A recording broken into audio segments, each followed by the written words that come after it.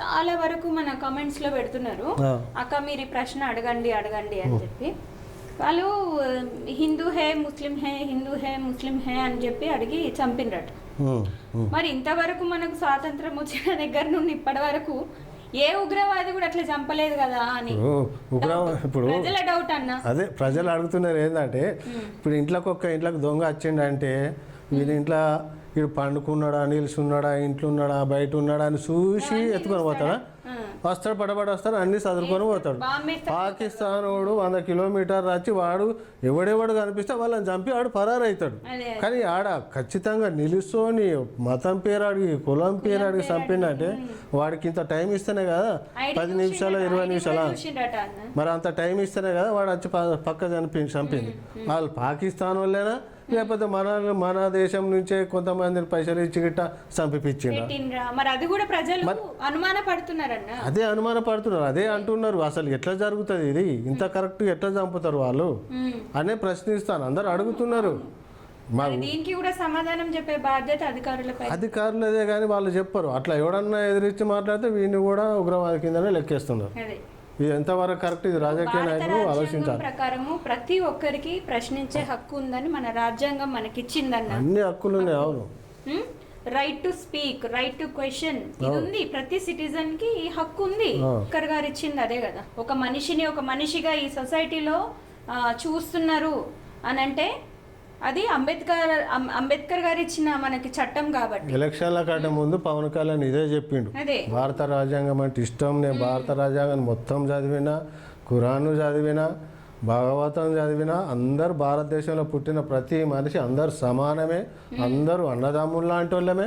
ఇంత మంచిగా చెప్పిండు. మళ్ళా ఏం రోగం వచ్చినా మోడీ ఏం ఎక్కించుండో ఏం పెట్టిండో అది అర్థమవుతలేదు. కానీ ఇక నేను సవదాలకున్న తమ్మి, నువ్వే జర గట్టిగా ఉన్నావు, మంచిగా ఉన్నావు, మంచిగా మాట్లాడుతున్నావు, ఫాలోయింగ్ నీకు ఎక్కువ ఉంది, నా తర్వాత నువ్వే పార్టీని నడిపి నువ్వే ప్రైమ్ మినిస్టర్ అని చెప్పినట్టు ఉన్నాడు.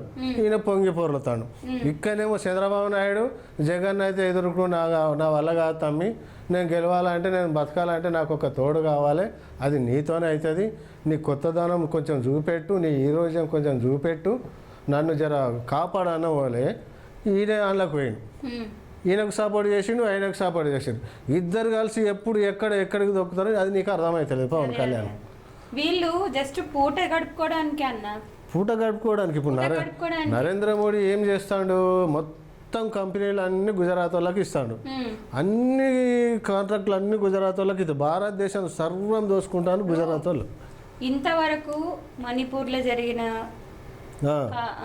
అది ఏమైంది, ఓట్లేసి గెలిచేదాకానేమో మీకు అన్ని హక్కులు కల్పిస్తాం, అందరితో సమానం ఉండండి అని నమ్మించిన క్రిస్టియన్లను నమ్మించి ఓటేసి గెలిపించినాక వాళ్ళనే చంపించిండు, కాల్పించి. దౌర్జన్యము, ఈ కుల మత భేదాలు అనేవి ఫస్ట్ నార్త్ వరకే ఉండే అన్న.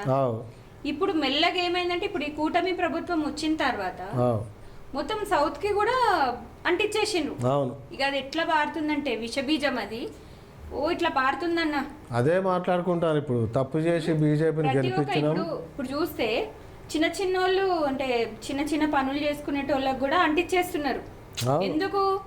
ఇప్పుడు ప్రాణాలు పోయే పరిస్థితి వచ్చినప్పుడు వాళ్ళు ప్రాణాలు అడ్డేసుకోరు. మీరందరూ ఆలోచించాలి, సామాన్యులందరూ. ప్రజలకు అర్థమైపోయింది, అందరూ మాట్లాడుతున్నారు. తీసుకోరన్నా చిన్న వాళ్ళని, దళితులను, వీళ్ళనే మళ్ళీ అనగదొక్కుతారు. అంతే, పేదవాళ్ళనే ఫ్రంట్ లైన్ లో ముందుకు నెట్టేస్తున్నారు. మీరు వెళ్ళండి, మీరు ఎగబడండి, మీరు దాడి చేయండి. మరి వాళ్ళు వస్తారా? వాళ్ళ పిల్లల్ని పంపుతారా? వాళ్ళ పిల్లలు విదేశాలలో ఉంటారు, విదేశాలలో హ్యాపీగా వాళ్ళు విలాసవంతమైన జీవితాలు. ప్రజలకు అర్థమైపోయింది అంత స్టోరీ, బీజేపీ స్టోరీ అంతా మొత్తం అర్థమైంది. అందరు మాట్లాడుకుంటున్నారు. ఇది వీళ్ళకి అర్థమైతే అంటే మేము చెప్పిన కొద్ది వింటారు ప్రజలు, వినుకుంటేనే పోతారు, చచ్చుకుంటేనే పోతారు అనుకుంటారు. మరి ఇంత భారతదేశం మీద ప్రేమ ఉన్న రాజకీయ నాయకులు కాశ్మీర్ వెళ్ళొచ్చు కదా. పెద్ద పెద్ద హీరోలు హీరోయిజం చేస్తారు, అనవసరంగా ఇక్కడ మాట్లాడతారు. ఆడికి ఎందుకు పోతలేరు? పైన సాయి పల్లవి పైన, హిమాన్షి భార్య పైన ట్రోల్ చేసేటోళ్ళు. మీరు అంత దేశభక్తి ఉన్నోళ్ళు, మరి ఆడికి ఎందుకు? అక్కడికి పోయి చేయాలి యుద్ధం.